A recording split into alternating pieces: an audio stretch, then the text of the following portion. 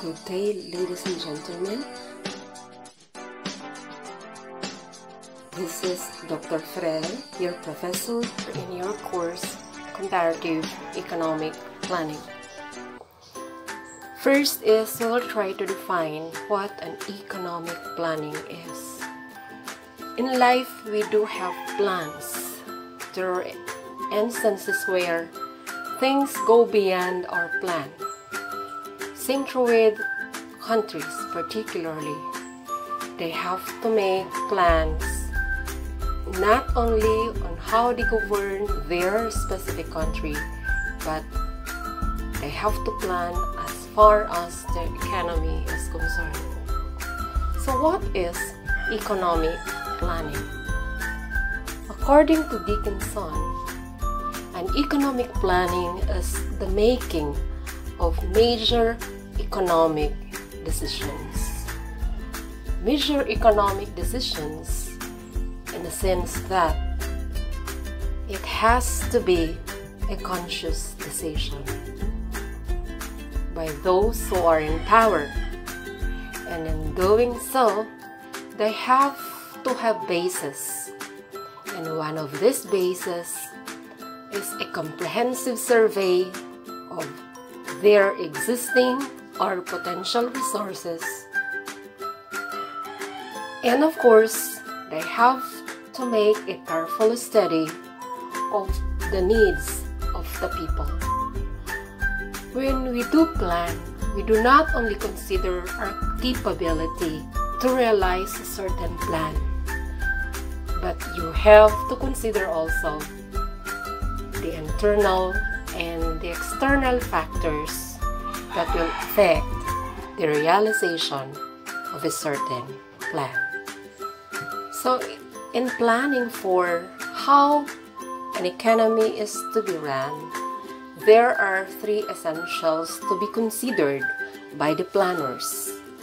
First, the economic plan should be based upon the initial resources of the country.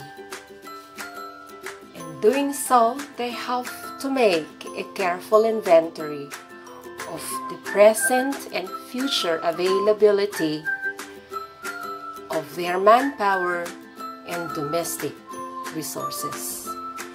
They have to see to it if their present and future resources, as well as their manpower, is enough to realize their economic plan. Second essential is for the country to set up feasible targets or goals for the terminal date. They have to have a target or a goal to be realized in a specific number of years for its termination. And the third is they have to set out policies in order to achieve those goals, considering their initial resources as well as their capability to produce within the country, or what they call it, domestic investment.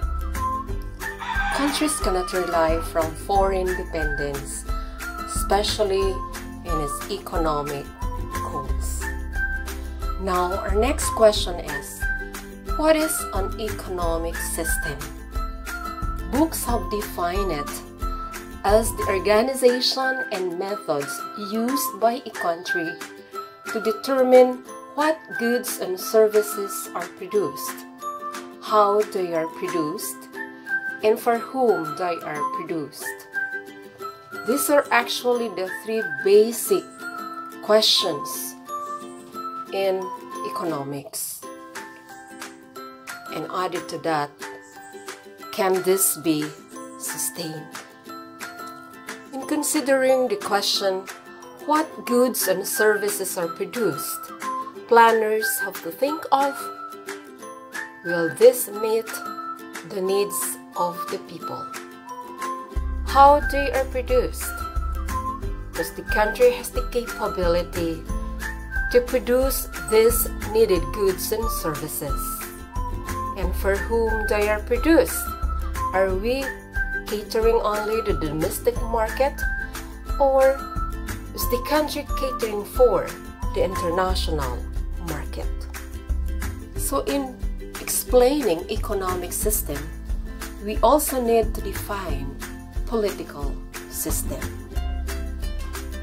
Political system is a set of processes of interaction, or as a subsystem of the social system that interacts with other non-political subsystems, including the economic system. So, from time to time, political system and economic system are viewed similarly. And one of this system that involves both political and economic is communism. So what is communism? We have heard the word from day to day to the news, we read it to newspapers, the social media, and other sources. Now what is communism? Authors have defined the term as a government where people shared work fairly and were paid equally. The word communism comes from the Latin word communis, which means common or belonging to all. Of course, there are those who believes on the principles of communism. It might be you, it might be someone out there, it might be a friend, a teacher, or anybody who wish to believe in these principles of communism. And there are three major beliefs of communism. The first is, as the rich get richer, and as the poor get poorer. People wanted to make everything equal. Maybe we experience similar things. We observe similar things, as if the rich keep on getting richer and the poor keep on getting poorer. That's why there were times that we wish to make everything equal among people. So that is actually the shared belief of communism. And out of that, they come up with this goal to get rid of social classes and make everything fair for everyone. And this is a social struggle that believers have to face. Believers have to do things in their power in order to realize such a goal. Now, I have a question. Based on what you know, do you think communism is a good idea? If your answer is yes, of course you have to explain why. If no, then what are the potential dangers of communism? You may post your answers in the Google Classroom. Compared to communism, we have another economic system, which is called capitalism. From the word itself, capital, I think you have a very nice idea for that term. Authors have defined capitalism as an economic and political system as well, in which the countries trade and industry are controlled by private owners with the intention of acquiring profit. Those who propose capitalism have this belief that capitalism as a system will promote economic growth for the country and an increased overall standard of living to the people. In other words, capitalism creates capital or money, and lots of money. Another thing is buyers, or this speaks of the people. We influence the market through their demand and their ability to purchase goods and services. So there is an interplay of the demand and supply. And of course, there is very little government intervention in this interplay. On the other hand, producers or businesses are actually motivated by profit, and therefore they create whatever goods that they think people will buy. In other words, in a capitalist society, businesses run the economy and the government stays out of it. When I say the government has very little intervention, the purpose or the role played by the government in a capitalistic society is to regulate the operations of business through its laws, its regulations, and other promulgations to regulate business. Now, based on what you know, do you think capitalism is a good idea? If yes, explain why. If your answer is no, then what are the potential dangers of capitalism? You are advised to post your answers in the Google Classroom. Of course, despite the advantages, the good side of those two economic systems, there are actually some downsides of this.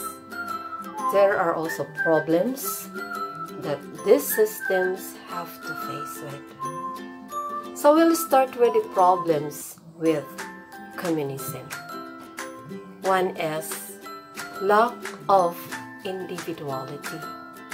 Since people has to work as one, this what we call individuality, to explore their potentials to the optimum limit that they can have. Second is lack of choice. They do not enjoy this freedom of choice. And third problem is equal treatment for all, such that one who work harder compared to the rest will be treated equally for those who do not work hard enough. In like manner, problems with capitalism includes this. There is a growing gap between the rich and the poor.